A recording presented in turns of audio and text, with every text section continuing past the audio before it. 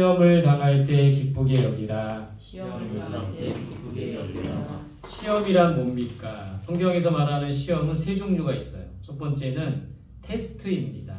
하나님께서 우리의 믿음을 시험하시는 거예요. 예를 들어 보면 아브라함의 믿음을 시험하셨죠. 100살에 낳은 아들 이삭을 바치라고 하셨습니다. 아브라함이 그 시험에 잘 통과했고 이삭을 바치려고 할 때 하나님의 사자의 음성이 들리죠. 내가 내 독자 나도 아끼지 않고 나를 경외하였기 때문에 이제야 내가 하나님을 경외하는 줄을 알겠다. 아브라함은 그 시험에 통과했다라는 거예요. 하나님께서는 이렇게 우리의 믿음을 시험하십니다. 또 우리의 마음 중심을 시험하신다는 거예요. 하나님께서 하시는 이 시험에 잘 통과하는 우리 모두가 될 수 있기를 바랍니다. 두 번째 이 성경에서 말하는 시험은 시련입니다. 고난이라고도 하죠. 이것도 역시 하나님께서 주시는 겁니다. 근데 이 고난은 때로는 마귀가 줄 때도 있어요. 때로는 사람이 줄 때도 있다는 겁니다. 대표적인 예가 욥이죠. 욥의 고난은 누가 준 겁니까? 하나님이 주신 겁니까? 마귀가 준 겁니까? 마귀가 하나님의 허락을 받아서 줬다라는 것이죠. 어쨌든 이 욥은 이 고난을 잘 이겨나갔기 때문에 더욱더 굳센 믿음 안에 흔들리지 않을 수 있었다라는 거예요. 하나님께서 우리에게 시련을 통해 고난을 통해 시험하실 때 굳게 믿음으로 잘 이겨나갈 수 있는 우리들이 될 수 있기를 바랍니다. 세 번째 시험은 유혹이 있어요. 영어로 템테이션이라고 합니다. 이 유혹은 누가 주는 겁니까? 마귀가 주는 거예요. 시험이나 시련은 그 사람의 믿음을 굳세게 하기 위해 주는 거라면 유혹은 그 사람을 넘어뜨리기 위해서 마귀가 주는 겁니다. 대표적인 시험이 바로 마귀가 했던 예수님에게 했던 시험이죠. 세 가지 시험. 돌로 떡덩이가 되게 하라. 이 높은 곳에 올라가서 거기서 뛰어내려라. 내 앞에 엎드려 절하면 천하 만국을 줄 것이다. 이 예수님께서는 이 마귀의 시험을 무엇으로 물리치십니까? 하나님의 말씀으로 물리친다는 거예요. 마귀가 우리를 유혹할 때, 우리를 시험할 때 무엇보다 하나님의 말씀으로 마귀를 대적하고 그 유혹에 빠지지 않는 우리 모두가 될 수 있기를 바랍니다. 오늘 이 세 가지 시험 중에 오늘 이 야고보서에서 말하는 시험은 어떤 시험일까요? 시험을 당할 때 기쁘게 여기라. 야고보서에서는 이 세 가지 중에 고난을 말하고 있습니다. 시련을 말하고 있는 거예요. 시련을 당할 때 기뻐하라고 돼 있어요. 그 이유는 뭡니까? 이 고난과 시련을 통한 유익이 있다라는 거예요. 어떤 유익이 있을까요?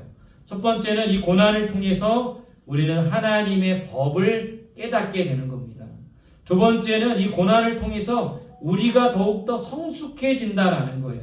다른 말로 하면 우리가 더 온전해진다라는 것이죠. 저와 여러분들이 이 시험을 받을 때, 시험을 받을 때 기뻐해야 할 이유가 바로 여기에 있다라는 거예요.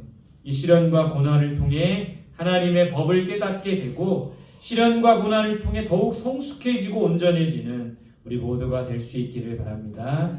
오늘 우리가 말씀을 나누기 전에 먼저 이 야고보서 이제 히브리서를 마감하고 야고보서 말씀을 함께 나눕니다. 야고보서에 대해서 살펴보면요. 저자는 누구입니까? 야고보죠. 여러분 성경에는 야고보가 여러 사람이 등장해요. 그 중에 이 야고보서의 저자는 누구입니까? 예수님의 형제였던 야고보입니다. 이 사람은 초대교회의 지도자였어요. 여러분들이 알고 있는 또 야고보 누가 있습니까? 예수님의 제자 중에 세베대의 아들 야고보가 있고 또 알페오의 아들 야고보가 있죠. 그 중에 오늘 이 야고보서를 쓴 사람은 예수님의 형제였고 초대교회의 지도자였던 야고보라는 사람이 이 야고보서를 썼다는 거예요. 두 번째, 수신자. 이 야고보서를 받는 사람은 누구입니까? 대상은 누구예요? 오늘 성경에 보면 흩어져 있는 12지파라고 했습니다. 이들은 누구일까요? 12지파라는 것은 유대인들을 말하는 겁니다. 흩어져 있다라는 것은 디아스포라. 그러니까 각 지역에 흩어져 있는 유대인들, 특별히 그 유대인들 중에 예수 그리스도를 믿는 유대 그리스도인들에게 쓴 책이 바로 이 야고보서라는 거예요. 유대인들 중에 각 지역에 흩어져 있으며 예수 그리스도를 믿는 자들, 그들에게 이 야고보서를 쓴 겁니다.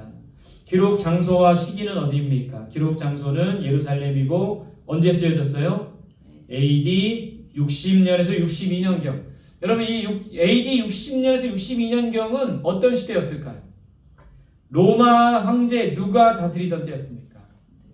네로 황제가 다스리던 때예요. 네로 황제가 다스리던 시대는 그리스도인들은 뭘 받았던 시대예요? 박해의 시대였다라는 거죠. 엄청난 박해가 있었어요. 특히 이제 이 네로 황제가 네로 황제 시대 때 로마에 대화재가 있습니다. 불이 난 거예요.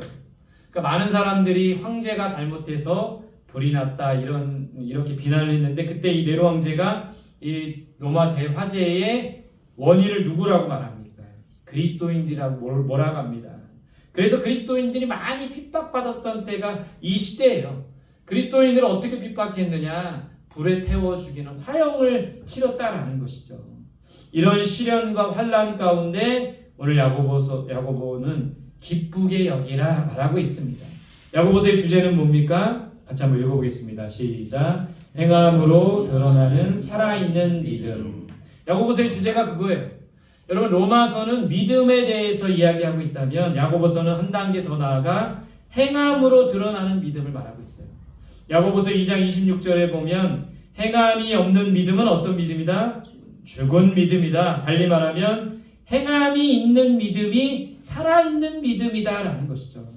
여러분 우리는 말뿐인 믿음이 아니라 행하는 믿음이 되어야 합니다.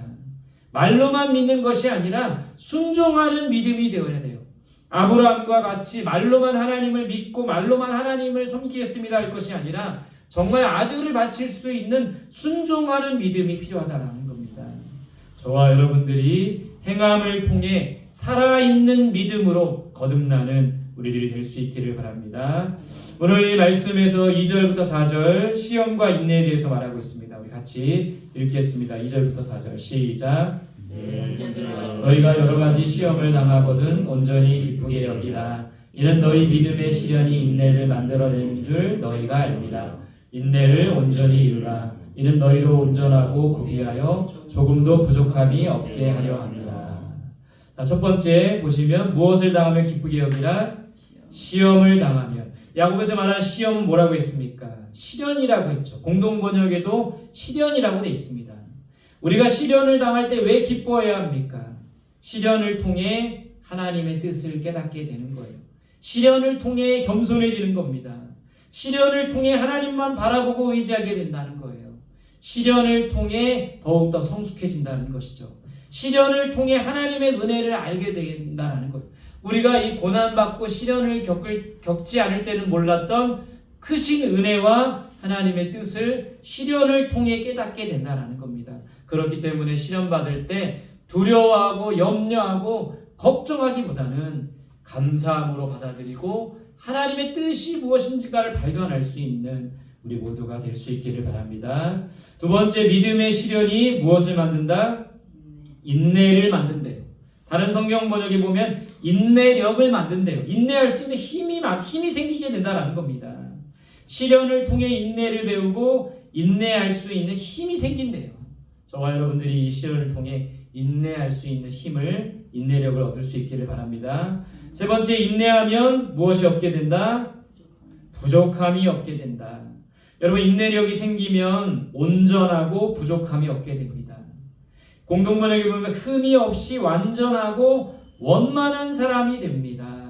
시련을 통해 온전해지고 시련을 통해 부족함이 없는 사람이 되는 거예요. 여러분, 성경에 이런 인물들이 나옵니다. 야곱이라는 사람, 평안하게 잘 자랐어요. 아버지, 어머니, 특히 어머니의 사랑을 많이 받으며 자랐죠. 그러나 시련이 찾아옵니다. 형이 죽이려고 했어요. 물론 자기가 잘못한 것도 있지만. 그래서 부모님 집을 떠나 삼촌 집에서 또 거기서 엄청난 고생을 합니다. 7년 동안 봉사하고 또 그 삼촌이 또 이 조카 야곱을 속여서 또 그 원래 우리 둘째 라헬을 주기로 했는데 첫째를 먼저 주고 또 라헬 때문에 7년을 고생하고, 그러니까 속된 말로 개고생을 한 거예요. 그 시련과 어려움을 통해서 야곱이 어떤 사람이 됩니까? 사기치고 남을 속이고 형을 속이고 유약했던 이 야곱이 더욱더 성숙해지고 온전하고 원만한 사람으로 거듭날 수 있었다는 거예요. 여러분, 모세라는 사람을 봅시다. 모세는 어떻게 자랐습니까? 히브리인의 자녀로 자랐지만 어려서부터 왕궁에서 자라요. 왕자로서 대접받고 좋은 옷과 좋은 먹을 것과 좋은 것을 누리며 살아갑니다. 그러나 사람을 죽이게 되죠. 도망자로 살아가게 되면서 수많은 시련을 통해서 성숙한 사람으로 거듭날 수 있었다라는 거예요. 우리가 이 시련을 통해 인내할 수 있는 힘을 배우고 그 인내하게 되면 온전하게 되고 부족함이 없게 된다라는 이 말씀을 새기며 우리도 이 고난과 시련을 통해 더욱 성숙하고 더욱 겸손한 우리들이 될 수 있기를 바랍니다. 오늘 말씀에서는 지혜를 구하라고 합니다. 5절 6절 같이 보겠습니다. 시작. 너희 중에 누구든지 지혜가 부족하거든 모든 사람에게 후히 주시고 꾸짖지 아니하시는 하나님께 구하라. 그리하면 주시리라. 오직 믿음으로 구하고 조금도 의심하지 말라. 의심하는 자는 마치 바람에 밀려 요동하는 바다 물결 같으니. 자, 뭐가 부족하면 구하라고 합니까? 지혜가 부족하면 구하라. 그러면 주시리라. 우리 모두는 지혜가 부족합니다. 지혜가 필요해요. 공부하는 학생도 지혜가 필요합니다. 직장 생활하는 직장인도 지혜가 필요해요. 가정에서, 이웃에서, 교회에서 지혜가 필요해요. 그래서 우리는 지혜를 구해야 합니다. 그러면 하나님께서는 꾸짖지 않으시고 지혜를 주시겠다라고 약속하셨어요. 오늘 지혜를 구해야 되는데 두 번째로 무엇으로 구해야 합니까? 믿음으로 구하라고 했어요. 무엇으로 구해야 합니까? 믿음으로 구할 때 받을 수가 있는 겁니다. 지혜뿐만 아니라 여러분 우리가 믿음으로 물질을 구할 때 받을 수 있어요. 믿음으로 우리가 기도할 때 그 기도 제목도 이루어질 수가 있는 겁니다. 무엇이든지 믿음으로 구할 수 있기를 바랍니다. 세 번째, 뭐하지 말고 구하라? 의심하지 말고 구하라. 구하라 주실 것이요 찾으라 찾을 것이요 문을 두드리라 열릴 것이니. 반드시 하나님께서 주실 것이라는 그 믿음을 가지고 의심하지 말고 우리는 믿음으로 구해야 합니다. 믿음의 기도는 역사하는 힘이 크다고 했어요. 여러분 우리는 믿음으로 간구해야 합니다. 지혜를 구하면, 근데 오늘 이 하나님께 지혜를 믿음으로 구하고 의심하지 말고 구하면 반드시 주시겠다고 했는데, 사실은 지혜를 얻기 전에 하나님께서 우리가 지혜를 구하면 지혜를 얻기 전에 먼저 받는 게 있어요. 그게 뭘까요? 그건 바로 성령입니다. 출애굽기 30장에 보면 이 내용이 나와요. 우리가 하나님 앞에 지혜를 구하면 지혜보다 성령을 먼저 주십니다. 출애굽기 30장에 보면 부살렐이라는 사람이 등장합니다. 모세가 이제 하나님의 법궤가 있어야 할 성막을 만드는 상황인데 이 성막의 어떤 크기와 모양과 재료를 다 모세에게 말씀하셨어요. 그래서 모세가 그 설계도를 가지고 하나하나씩 만드는 것을 누구에게 명하였냐면 부살렐이라는 사람에게 명했어요. 이 사람이 성막의 모든 기구와 모든 것들을 하나하나씩 만듭니다. 근데 그 출애굽기에 보면 하나님의 영이 부살렐에게 충만하게 임했고 그로 말미암아 지혜와 총명과 지식의 영을 부살렐이 얻었다라고 되어 있습니다. 여러분 하나님의 영은 지혜의 영이에요. 우리가 하나님 앞에 간구하면 하나님의 영이 우리에게 임하시고 그 하나님의 영으로 충만할 때 지혜와 지식과 총명의 영으로 충만하여 모든 것을 감당하게 된다는 거예요. 여러분 우리가 간구할 때 하나님의 영을 주십니다. 하나님의 영은 지혜의 영이시고 우리를 지혜롭게 하신다는 거예요. 믿음으로 구하고 의심하지 말고 구하는 우리들이 될 수 있기를 바랍니다. 오늘 말씀에서는 마지막으로 무엇을 자랑하라고 합니까? 9절부터 11절까지 같이 보겠습니다. 시작. 낮은 형제는 자기의 높음을 자랑하고 부한 자는 자기의 낮아짐을 자랑할지니 이는 그가 풀의 꽃과 같이 지나갑니다. 해가 돋고 뜨거운 바람이 불어 풀을 말리면 그 모양의 아름다움이 없어지나니 부한 자도 그 행하는 일에 이와 같이 쇠잔하느니라. 뭘 자랑하라고 합니까? 첫 번째, 낮은 형제는 높음을 자랑하라. 여러분 낮은 사람이 어떻게 높음을 자랑합니까? 이게 무슨 말입니까? 공동번역 성경에 이렇게 되어 있습니다. 가난한 형제는 하나님께서 높여주시는 것을 기뻐하고, 하나님께서는 가난한 자, 낮은 자를 높여주시는 겁니다. 가난한 자를 부하게 해주세요. 우리는 이것을 믿고 감사해야 된다는 겁니다.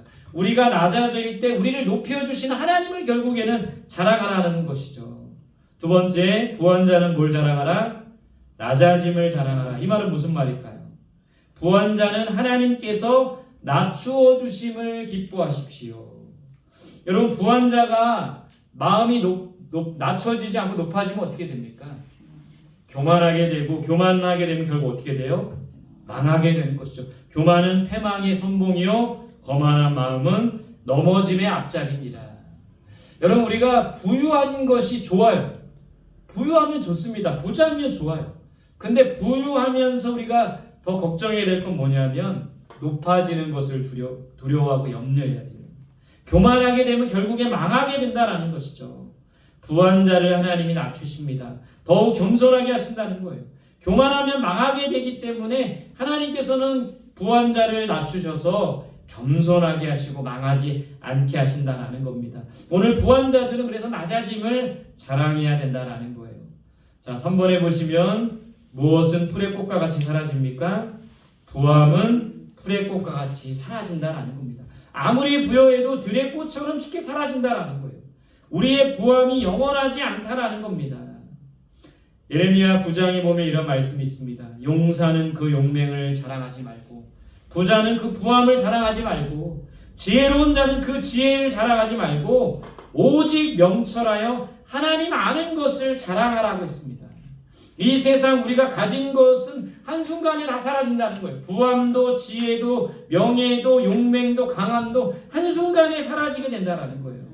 내가 가진 것을 자랑하기보다는 하나님의 것을 자랑해야 합니다. 하나님을 자랑해야 돼요. 여러분 성경에 보면 히스기야가 병에 들었습니다. 병에 들어 죽게 되었어요. 그때 하나님께서 히스기야가 하나님을 향해 간절히 기도합니다.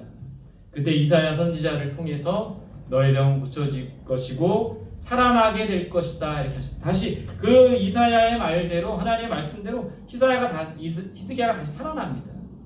이 히스기야가 어떤 일을 합니까? 그러고 나서 바벨론 사신들이 이제 이 병이 난 걸 축하하러 이렇게 왔는데 그때 너무 이 막 기쁜 마음에 자랑하고 싶은 마음에 자기의 창고를 다 자랑합니다. 창고 안에 있는 금은보화 막 귀한 것들을 다 자랑해요. 그때 하나님의 선지자를 통해 이런 말씀을 주시죠. 네가 자랑한 그 모든 것은 바벨론에게 빼앗길 것이다. 여러분 우리가 갖고 있는 것이 다 이렇다는 거예요.